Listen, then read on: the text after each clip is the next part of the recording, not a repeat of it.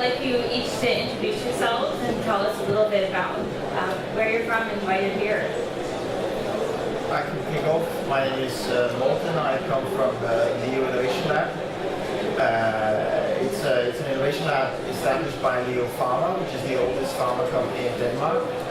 We deal with dermatology, skin conditions, and the innovation lab was established 3 years ago to, as it's popularly phrased, move beyond the pill, so to establish digital solutions for improving the lives of people with skin conditions. Like the majority of the 100 people we are in the innovation lab, I don't come from pharma. I come from having worked in the digital industry, media and content for the past 15 years. I guess that's the short version. Hello, I'm Kaare. I'm coming from the Danish government's Taskforce, which is a new establishment trying to help the Ministry of Business navigate better between new technology, digitization, and smart regulation. So we are very much still in the beginning of it. Before that, I was at Uber and Open Science, and also in the public sector. My name is Taimar Petarov. I'm the one from Estonia. As you know, Estonia is one of the leading nations when it comes to digitalizing public services. There are only 3 times in Estonia when you need to see a civil servant. Everything else you can do digitally. When you get married, when you get divorced, and when you buy real estate. Because then you really need to establish intent, and you have to be physically present. Everything else you can do digitally in Estonia. And I run the government agency that is responsible for core e-government systems like electronic identity, data exchange layer, all the different databases are connected together. We are an ISP for government agencies and also a central agency for the cybersecurity. So in my agency, both the innovation and then what strengthens the innovation, security, are combined together. This allows us to produce what we call security by design solutions for our e-government. Great, well thank you. And please note, we have Slido for this session, so if you have any questions for our panelists, please submit them during the course and I'll take them for you. But just to kick things off, when we think about corporates and we think about public institutions, we're thinking about big, long-standing types of institutions and practices. So how does it work in your terms of how do you think entrepreneurially in your roles? Well, first of all, we've taken the step to physically distance ourselves from the mothership, so allowing us to build our own culture. We usually talk about corporate governance as the immune system that's built to strike down on any bacteria that doesn't fit, and that is designed to also strike down on innovation, because by definition innovation is something new. So corporate governance will strike down on it, so it has to sit separately to thrive. And also on a more concrete level in terms of getting talent on board and nurturing the entrepreneurial spirit, we can see that building a separate culture has been necessary. We've got a completely different type of people recruited. We recruit people in categories that are in very, very high demand, so we have to cater to their needs in a very different way to what a pharma company does. And I think our average age is probably 15 or 20 years younger than the pharma company. So we've distanced it, and created a separate location as a way of creating our own culture. Yeah, we in the Ministry of Business, we have this new kid on the block. And first of all, the public sector is quite risk averse, and that doesn't fit very well with technology development and digitization. So what we are trying to feed into that system is to try to work in isolated ways, more experimental, more agile, and we have to do that by doing small, concrete learning projects. And I think that's the key thing when you're called something as flashy, as bossy as the disruption task force. And you can only disappoint. That's lesson number 1. 2, you need to be very tangible and operational. 3, you need to understand what you need to disrupt. And in this case, it's the public sector. So what we're trying is to zero in to see what we can do, and trying to insert a bit of risk orientation, because that is much needed if you want to navigate in the new landscape. it's traditionally in public sector you are implementing the laws. You're only allowed to do what's written in regulations. But now with the digitalization, you have to break the laws, and I agree with the. You have to build risk appetite into the leadership in public sector, so they are willing to understand how technology allows you to change the regulations and the processes in public sector. This is what Estonia has been good at. Innovation in public sector is not about technology, it's about changing the bureaucracy, changing the laws. And this is what most of the countries are struggling with. Technical part is usually easy. So when we think about disrupting things like big pharma or government institutions, we could probably identify a number of different things, maybe even too many things that might be ripe for disruption. How do you strategize and decide a course of action when it comes to changing thinking in these institutions? We are allowed to disrupt any kind of sector at all. What we're trying is also to be more on the front foot when new business models are arriving and new technology. How, with the speed of new technology and basically a legislative process that has taken for the past 150 years, what do you do in that space? How do you accommodate the new speed? How do you accommodate to be agile and flexibility? On the other hand, to ensure that when you pass a law, it has to be robust. And I tell you, it's not an easy task, but I think there was a lesson learned with Uber that even among the unions, they were saying that Denmark cannot afford to miss the new Uber. And then 1 year after, Denmark was a kind of front runner in making a deal with Airbnb to do automatic tax collection, just to highlight that there's stuff you can do in that area. But I think that's what we are trying to figure out with our good colleagues within the ministry, to take the small steps, I mean, leading by example, because this ministry, I mean, they are not geared for revolution, so we need to start in one corner and taking it by the examples in order to scale if you want to do something differently. So it's very much example, saying it being very concrete, and then trying to argue for why should you take that at a further scale before you also knocking on the door of the ministry next door. We can totally recognize that from the Innovation Lab, because it doesn't quite make sense to try and strategize into something that's the unknown, because you don't know what you're planning for. So I think our experience in the 3 years we've existed has been go ahead and do something and then learn as you go along. And this is not just about being unafraid of failure, it's also acknowledging the fact that we're trying to enter into something that we don't know what is. And we're not going to know. It's like looking at a summit, but there's a layer of clouds to hide the way to the summit. We need to start walking to identify a road, and even if that's the right summit we're looking for. So I think it's a lot about, it's less about thinking and that came out wrong, we're not thinking at all. It's less about trying to analyze based on your current knowledge of the world, and more about creating the process and the framework to venture into the world. So it's a lot about actually doing and then finding out, oh, that didn't work, but maybe we can do this instead, and then from that you gradually get an understanding. So it's much more procedures and methodology than it is actual strategy, I'd say. The strategy comes along, but enabled by that. I think we need a culture for that. It's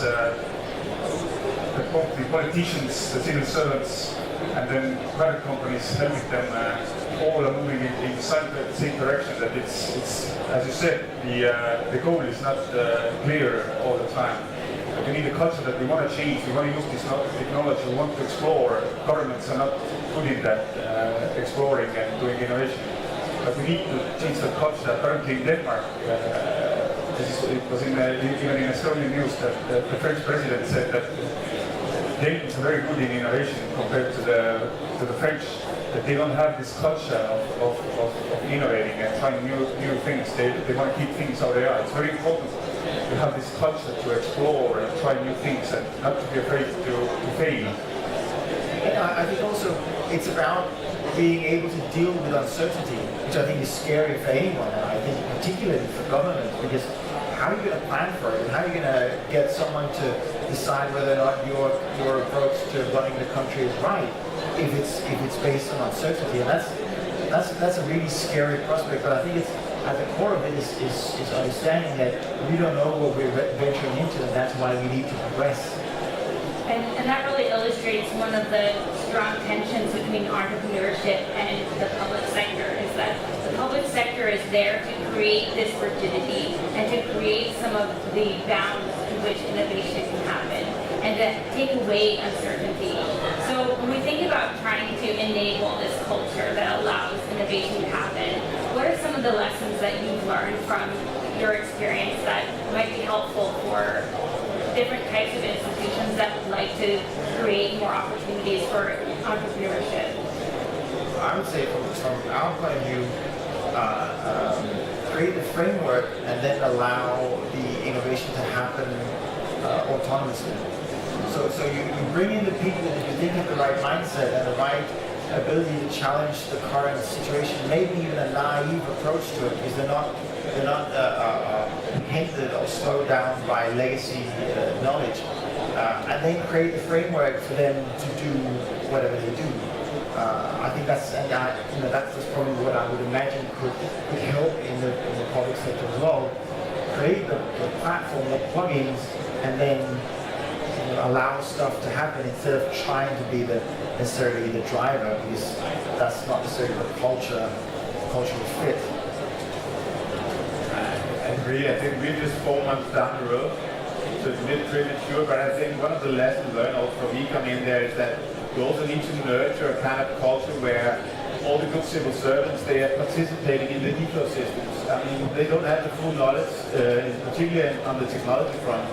So taking part in incubators, ecosystems, where you sit down with entrepreneurs, business scientists, in order to understand and feel the knowledge from the regulation perspective as early as possible, and also just to get the practice and orientation of what's actually going on out there. I think that's pretty fundamental if you want to stay on top of that.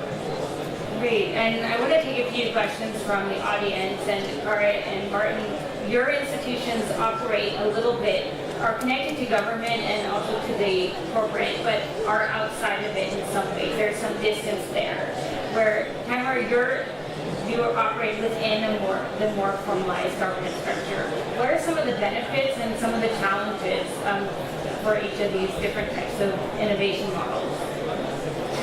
So I think one of the benefits, as I said in the beginning, was it allowed us to create our own culture and be an attractive place to work for a completely new type of talent that farmers don't have access to normally. And that was important in the beginning to build a rigidity and perseverance in dealing with the mothership. But what we also saw was in the beginning, the first 2 years, we found out that if we went too far away, we lost what we call our unfair advantage. So what the access to all the knowledge, all the farmer knowledge, all the reach to doctors around the world, all the understanding of processes that the startup around the corner will not have. And so that's brought us closer to the organization actually. At the same time matured us to a point where we had more to offer and could, as a more equal partner, participate in collaboration. But we found clearly that we need to have a certain closeness to that whole industry knowledge to really leverage an unfair advantage where we have a higher likelihood of succeeding.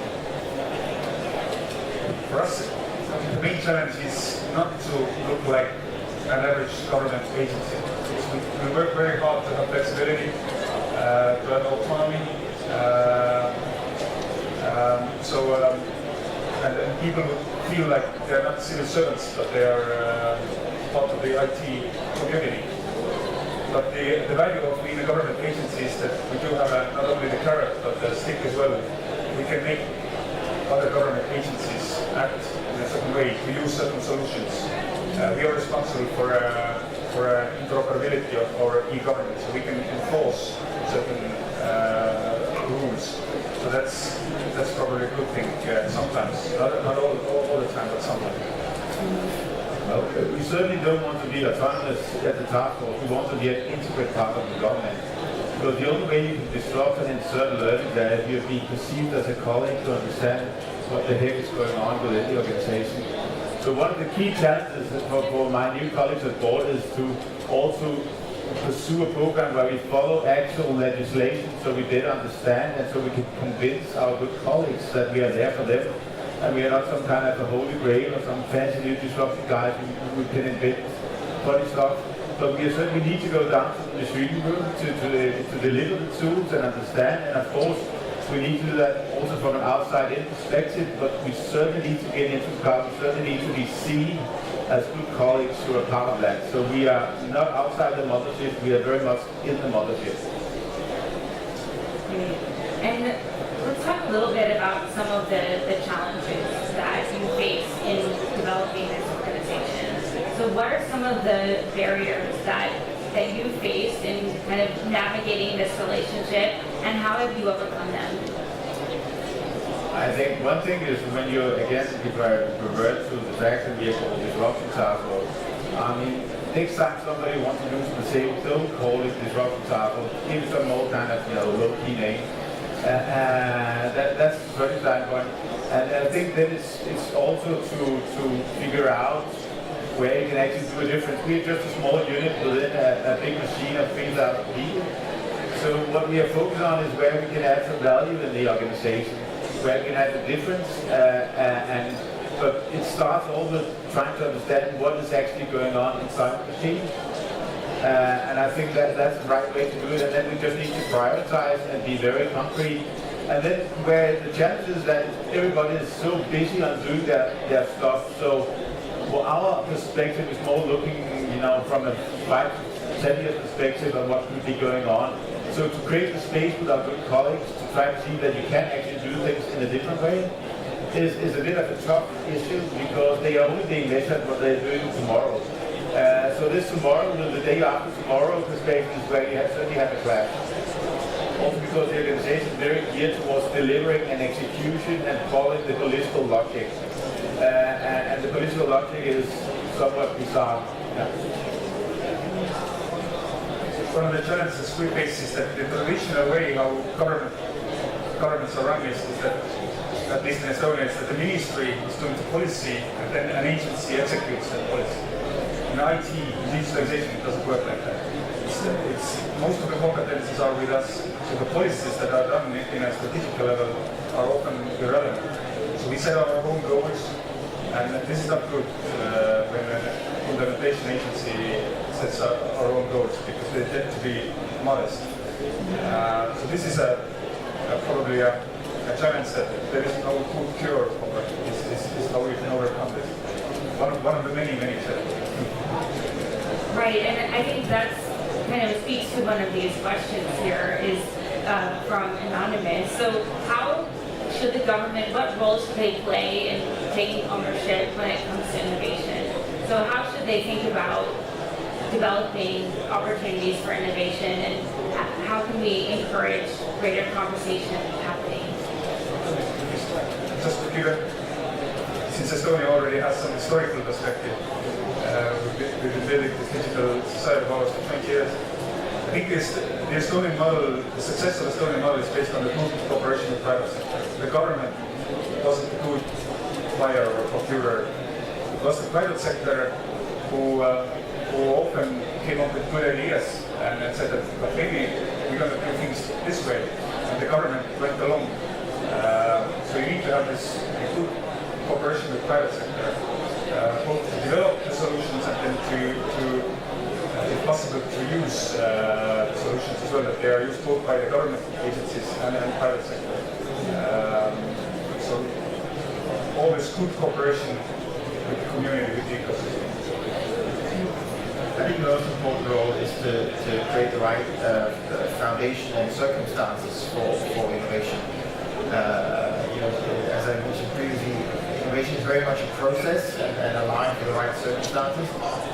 But it doesn't necessarily have to be the government institution who drives the process, as long as they facilitate the building blocks. So in the healthcare space, in Denmark, we've got a world-class number of healthcare data on patients. The social security system is very unique. So we've got a lot of data but it's completely unstructured. There's like 160 different registers around this small country. But if there was an access to do testing and prototyping, obviously taking into consideration data security and all that, that goes without saying.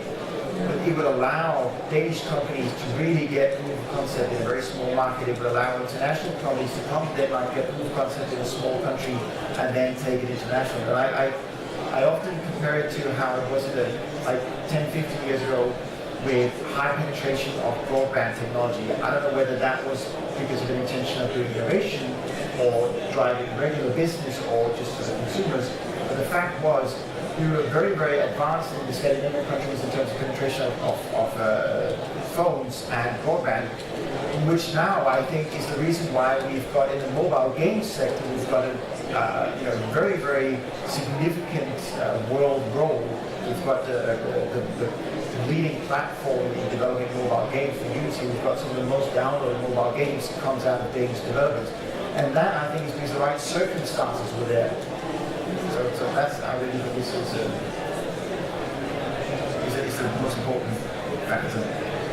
Right, and some of the government policies help structure the opportunities for those sorts of outcomes.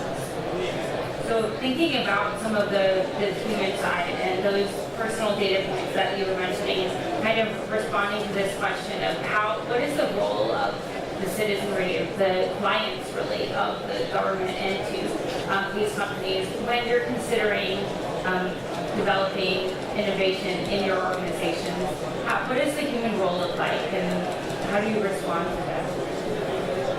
Citizens, and you do that every 4 years, the election, in a repetitive democracy. I think proximity to consumers, to citizens, to companies, to entrepreneurs is key. And it's to insert a culture where you close to them. As one entry point, I mean, Denmark is already a global digital frontrunner, clearly number 1, 2, and 3, but that doesn't mean we are there tomorrow.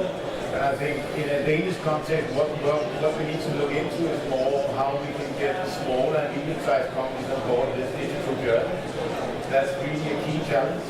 And I think it's again this kind of taking part of the ecosystem, being out there, and don't think that you can just try to development. We cannot pick winners. We can pick maybe the framework conditions, but that's the way it should be.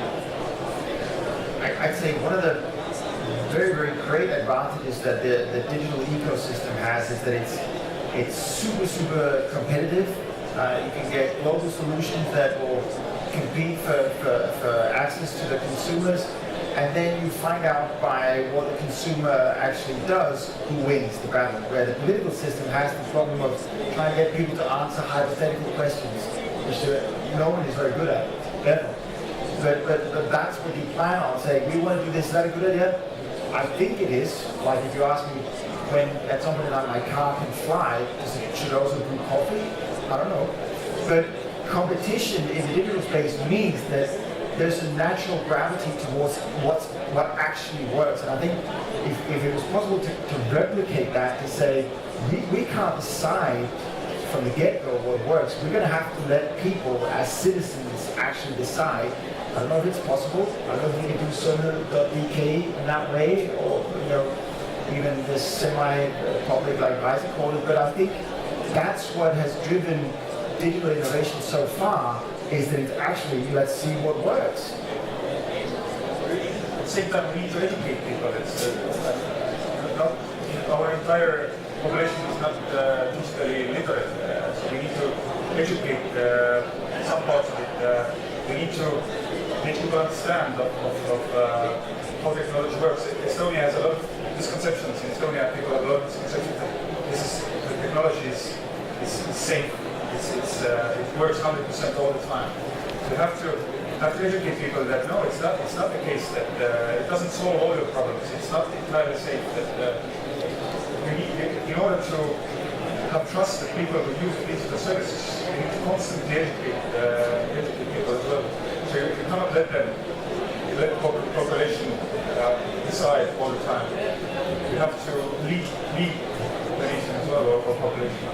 And I think, you're also seeing right now, you could call it a tech last, that after 10, 15 years where everybody's been saying, hating tech as a new god, as a fast track to competitiveness and everything is beautiful, we are on the other, trying to look into the other side about the dark issues of privacy, data ethics, taxation, etc. And I think there's a huge space for Danish government, for the European government to go into that, to address that issue, because if you go up the helicopter or the satellite in China, if you're a bit rough, regulation is for the party, and the US regulation is for big tech.